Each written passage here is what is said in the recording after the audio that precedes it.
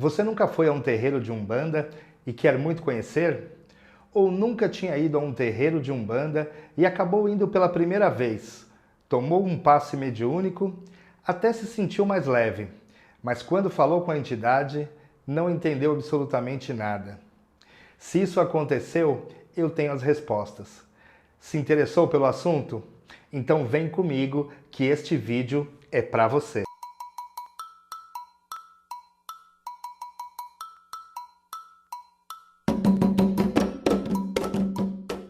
Olá, seja muito bem-vindo, meu saravá, você, meu irmão, minha irmã. Eu sou o Pai Anderson Maciel, sacerdote do Colégio e Templo de Umbanda, Cavaleiros de Aruanda. E este é o canal Umbanda que eu amo, o seu canal do Axé. Toda semana trago aqui no canal um vídeo novo sobre a religião de Umbanda. A soma de todo esse material é uma grande Umbanda IAD. E para você não perder nenhum desses vídeos, não seja um simples espectador que assiste aos vídeos e vai embora. Dá uma força, se inscreva no canal se ainda não for inscrito, ative o sininho das notificações e marque todas. Se você já acompanha o canal e quer ter acesso a um conteúdo e vantagens exclusivas, se torne membro do canal. Clique no botão Seja Membro, depois que assistir ao vídeo, é claro, e confira as vantagens que eu preparei para você. Na descrição deste vídeo tem os links das minhas redes sociais, Instagram e Facebook, para que você possa me acompanhar por lá também e ter acesso a um grande material, todo voltado para a nossa amada religião de Umbanda.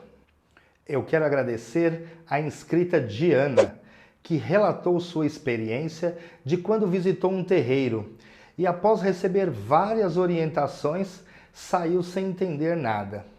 Não teve um suporte adequado e teve que recorrer à sua intuição e à espiritualidade para realizar tudo. Muito obrigado, Diana, por permitir que eu relatasse a sua experiência para realizar este vídeo e tirar a dúvida das outras pessoas também. Continue acompanhando o canal e participando sempre. Receba o meu abraço e o meu axé. Agora chega de conversa e assista este vídeo até o final, que eu vou ensinar um pequeno ritual, mas muito poderoso, para você realizar quando for a um terreiro de Umbanda, mesmo que não seja a sua primeira vez. Axé, conto com o seu apoio. Bora pro vídeo? Você deve estar curioso para saber o que aconteceu com a Diana. Bem, ela foi pela primeira vez em uma casa universalista, acredito ser da Umbanda, e o caboclo pediu para que ela fizesse alguns banhos de ervas, defumação, firmezas com velas, pediu para usar uma guia de proteção branca e azul, adquirir uma imagem de caboclo, entre outras coisas que ela não relatou. Ela conta também que ninguém lhe deu orientações claras sobre o porquê de tudo isso. Por que foram pedidas tantas coisas? Não conhecia nada sobre a Umbanda e ficou um pouco perdida, mas procurou fazer tudo da melhor forma possível. A primeira coisa que quero abordar é quanto à responsabilidade dos cambones. Os cambones geralmente são aqueles médiums que estão em desenvolvimento e ficam ao lado do médium que vai incorporar e auxiliam as entidades incorporadas nos atendimentos dos consulentes. Eles realizam um suporte energético também durante o trabalho espiritual, que não vou abordar neste vídeo. Não vou entrar no mérito se está certo ou se está errado o atendimento que foi realizado, e sim apontar, dentro do meu entendimento, algumas atribuições que eu acho importantes para os cambones, que carinhosamente a Diana chamou de assistentes. Tem que existir uma preocupação dos cambones para identificar se o consulente está entendendo o que a entidade está falando. E cabe ao cambone também anotar as orientações e, principalmente, explicar para o consulente como realizar cada procedimento e o porquê do que está sendo pedido. Se isso não for atribuição do Cambone em alguma casa, deve existir uma outra pessoa que, após o atendimento, faça essas explicações. Porque é de suma importância que os consulentes saibam o motivo e o resultado esperado de cada procedimento sagrado que foi passado para ele realizar. Por exemplo, é comum a entidade fazer uma leitura inicial do consulente por meio do passe espiritual. Feito isso, a entidade irá iniciar uma conversa. E nessa conversa, a entidade continua fazendo a leitura, para que ela seja completa e possa ter uma percepção da necessidade da pessoa que está naquele momento sendo assistida. Com base no que foi dito pelo consulente, somado à leitura que a entidade realiza, respeitando os limites do que pode e o que não pode ser revelado, a entidade pode indicar inúmeros procedimentos. Dentre eles, os banhos de ervas, que consiste na preparação de um banho preparado com algumas ervas específicas, que a soma da energia espiritual de cada erva, chamada de prana, constante em cada uma, associada à forma que o banho será tomado, irá alcançar algum resultado específico. Então, esses banhos energéticos servem para inúmeras coisas. Podem ser banhos de cura para alguma enfermidade da matéria ou até do espírito. Podem ser banhos equilibradores, banhos energizadores, banhos de descarrego, de limpeza, de aproximação de entidades ou espíritos de luz. Existem uma infinidade de banhos que podem ser indicados pela entidade. O que realmente vai determinar o motivo e o resultado são as ervas utilizadas em cada banho, a forma de preparo e a intenção colocada no ato do banho de ervas, que também é essencial para alcançar o resultado desejado. O mesmo acontece com as defumações, que também são pedidas pelas entidades. Existem defumações para inúmeras situações. O mais comum são para limpeza, retirada de energias negativas que possam estar prejudicando algum campo da vida da pessoa.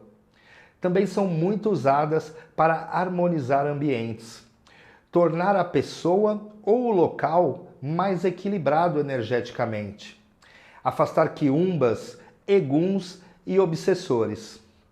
Inclusive tem um vídeo aqui no canal sobre esses espíritos. Vou deixar aqui nos cards para que você possa dar uma olhada depois que assistir este vídeo. Já as firmezas realizadas com velas, que também são muito pedidas para serem feitas, são para realizar uma aproximação, uma ligação com o sagrado, uma espécie de ativação. Realizar uma firmeza com velas para uma entidade específica, um caboclo, por exemplo, geralmente é para trazer a força desse caboclo para a casa ou a vida de quem faz, e esse ritual simples é muito solicitado pelas entidades também. Não é muito comum pedir para que o consulente adquira imagens de entidades ou orixás. Isso dentro da minha doutrina. Mas pode acontecer em algumas casas, e isso acontece geralmente para facilitar a conexão do consulente com aquela entidade ou orixá específico. Nós, umbandistas, não adoramos as imagens. Elas servem para facilitar a nossa conexão com o sagrado. Ter algo material para visualizar facilita a nossa conexão. O ideal é que essa imagem seja cruzada pela entidade, para que seja forjada a energia espiritual adequada nesta imagem. Por exemplo, quando um umbandista vê uma imagem de Nossa Senhora Aparecida, que é uma santa católica, Devido ao sincretismo que a Umbanda utiliza, tem vídeo no canal sobre isso inclusive, imediatamente vem à cabeça o nome da Orixá Oxum, nossa mamãe Oxum. Esse ato de trazer à mente o orixá ou uma entidade favorece a nossa ligação, a nossa proximidade com o orixá ou com a entidade. Outra coisa que também é comum é a entidade pedir para que o consulente faça e use uma guia de proteção. A guia de proteção é um fio que pode ser feito com cordão ou fio de nylon, com miçangas, sementes, pedras, entre outros materiais, onde a sua confecção depende de cada terreiro, não existindo um jeito certo ou errado, e sim formas diferentes, e servem para realizar a proteção da pessoa. Realiza-se um cruzamento nesta guia para que a pessoa que venha a usar tenha a proteção necessária de um orixá ou de uma entidade.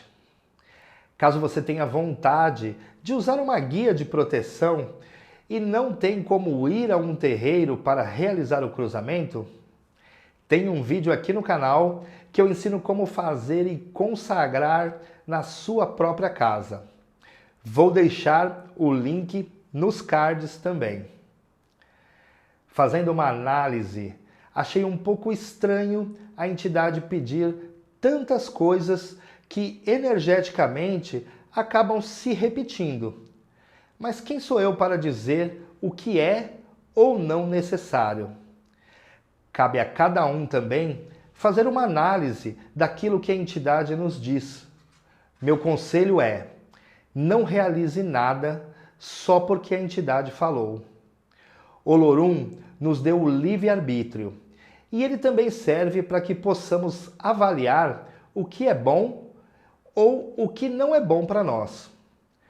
Posso afirmar que no meu terreiro não é comum as entidades pedirem tantas coisas ao mesmo tempo. Mas volto a dizer, quem sou eu para questionar um outro atendimento? Agora, para você que ficou até aqui neste vídeo, aí vai um pequeno ritual para facilitar a sua conexão com o sagrado, proporcionando uma consulta mais eficaz com a entidade, quando for ao terreiro de Umbanda. Antes de ir ao terreiro, firme uma vela palito branca, de preferência num local mais alto que sua cabeça. Lembrando de tomar cuidado para que seja um local seguro, principalmente se a casa for ficar sozinha. Evite acidentes com fogo. Ofereça essa vela ao seu anjo da guarda. Peça que ele aproxime as entidades de luz e que elas auxiliem na identificação de suas necessidades espirituais e materiais também, para que a entidade que vai lhe atender neste dia ou nesta noite tenha acesso liberado para isso. Pronto, está finalizado.